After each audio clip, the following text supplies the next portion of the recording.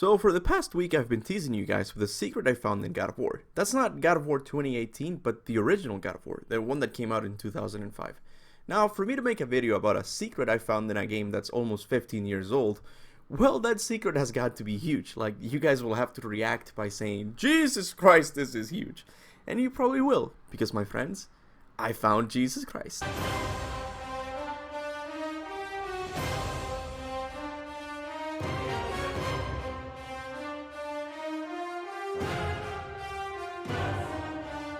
Obviously this topic is of great sensibility, and thus we need a carefully written story to avoid offending fans and religious people alike. And I think David Jaffe has the best idea to tackle this topic, so let's hear him out. But what was great about that, though, was the weapons. It was like Kratos had the 10 Commandments, and he was like, "Thou shalt not kill." It was awesome. Awesome. I've always wanted to get that clip in one of my videos somehow. But hey, how's it going, guys? Kaptain Kuba here, and welcome to my channel dedicated to keeping the God of War hype train moving years after their games have been released. And today I got for you a very important video. Yes, it's true that God of War is a really old game, but never did I think that this PlayStation 2 gem still had such a big secret to be found. I actually found this image about a year ago, but because I wasn't taking my channel seriously back then, I decided not to make a video on it. But hey, here we are. Now, for those of you interested in visiting the location where the Son of God is depicted, what you need to do is reach Athens, and then after the lady falls from the balcony, just stand there and you will be able to see the top part of the cross. You can also see it from the staircase before entering the temple. Now, when I saw it, I had just jumped down to get the key from the lady's corpse. This gave me only a glimpse of the secret painting on the way down, so I plugged my Elgato, recorded some footage, and I slowed down the video, and there it was, Jesus Christ on the cross. Although the attention to detail is not great, we can still see his two arms spread out, the square shape of the sign placed at the top of the cross that reads in Hebrew, Jesus the Nazarene, King of the Jews. We also see his white undergarments, and lastly his two legs nailed together. Little disclaimer though, this footage was captured on the PlayStation 3 version of the game, which was a remastered version. Maybe that's why I was able to see it better. Now, it's obvious that a lot of Christians take the crucifixion story very seriously, but what exactly happened on the cross? Well, to avoid getting different sects of Christianity from arguing in the comment section, I'll just leave it ambiguous by saying, Jesus died for our sins. But the most important question God of War fans have to answer is, why is an image of Jesus being crucified found in a game that takes place in ancient Greece? Jerusalem and Greece are separated by 1,441 kilometers. Could it just be a joke? I don't think so. You know how seriously the God of War series takes murals and paintings? They use them as methods of telling the next chapter in this unfolding story. The first one being a warrior fighting against Zeus. This of course is a reference to Kratos fighting Zeus in the events of God of War 3. And the last one being this. Yeah, I still haven't given my thoughts on who I think the man is. But anyways, could an image of Jesus be hinting at a God of War game that takes place during the events of the crucifixion? Let's listen to David Jaffe, the director of the original God of War game, giving his idea for the ending of the God of War trilogy. The high level was, and jump in on the stuff I've forgotten, but the high level was basically, you kill Zeus in the first couple of minutes of God of War 3, there's a vacuum in Greek. There's a vacuum on Earth because the Greek mythology religion is in shambles.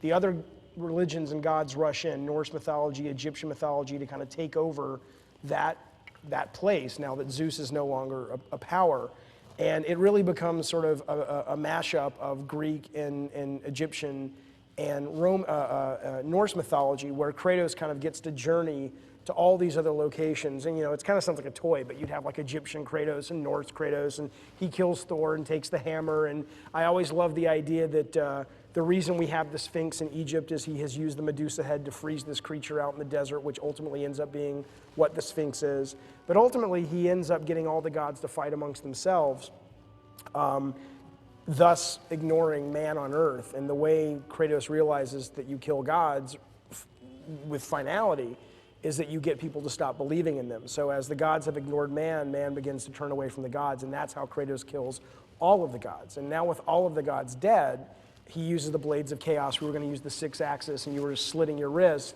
and that's how he dies. And the last scene is like sawing a log. The last scene would have basically been two things. There was two epilogues. One was the sort of the controllable wise men going towards the North Star, indicating that even with all that Kratos has done, man always needs something to believe in, something to aspire to, and sort of it was the beginning of the rise of the new gods that we have today, and a lot of people would say are also on their way out. And then there was a second epilogue.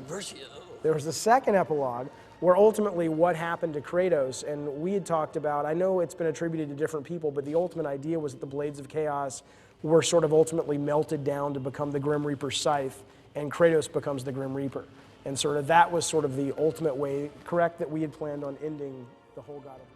This clip finally answers the mystery that was the other image found in God of War 2, where we see the three wise men from the biblical stories heading to meet the baby Jesus. This image can be found right after defeating the Sisters of Fate. Now, by combining the clip of David Jaffe with the two images, we have our answer.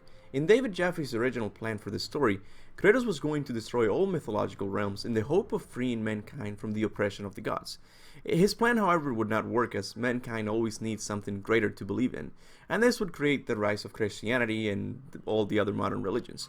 So first we would get the scene of the three wise men, and then the crucifixion. It was never meant to be a full-on game, just the ending of the series. This of course raises the question of the Old Testament period. Would it even happen? Is this a different Jesus? But ultimately you shouldn't worry about these questions. It's clear that these images are no longer important. As we know, Stig Asmussen took the ending of the trilogy in a different direction, and because of it we have God of War 4. Although David Jaffe's ending sounds interesting, it would have given the series a more definite ending. And I'm sure Sony wasn't about to end one of its most profitable IPs that quickly. This, however, does not mean that it will never happen. But I'm gonna leave the topic of how God of War could enter the Christian mythos for another video, as there's a lot to cover, like the most likely controversy it would create, or how could it even work given that it's a religion that worships only one god. But anyways, expect a video soon. I do know that first I will be uploading a Mimir video that I thought about while watching John Ford's latest video. So yeah, if you like my God of War content, make sure to subscribe and hit the bell to get notified of my uploads. At this point I usually say my goodbyes, but before I do I have a few important things to say. First, if you're interested in keeping up with the creator of the original God of War game, you can check out his channel named after himself, David Jaffe. I watch his videos when I get a chance. Second, I want to let you know that if you really enjoy my content, you can leave me a tip or donation through PayPal. Any amount helps, and even if you can't or don't want to, that's totally fine. But I've gotten a few comments from you guys asking for a way to support the channel, and I just thought I'd let you know. You can always find the link either in the description below of the video or in the or pinned at the top of the comment section. So yeah. But the most important thing I wanted to tell you guys is to be respectful. I know the topic of religion can be very inflammatory. Just be mindful of others' beliefs. In fact, I'll make it a rule: thou shalt not talk about religion. Instead, let's focus on what we love, the God of War series. So leave a comment below with your thoughts on this image. I'm dying to read what you think about it. Just because I'm not theorizing in this video doesn't mean you can't. So go ahead and leave your most crazy theories. This could involve a time-traveling Jesus for all I care. And with that said, if you enjoyed the video, make sure to give it a like and share it with other God of War fans. As always, I've been your host, Kaptain Kuba, and remember, go forth in the name of Olympus.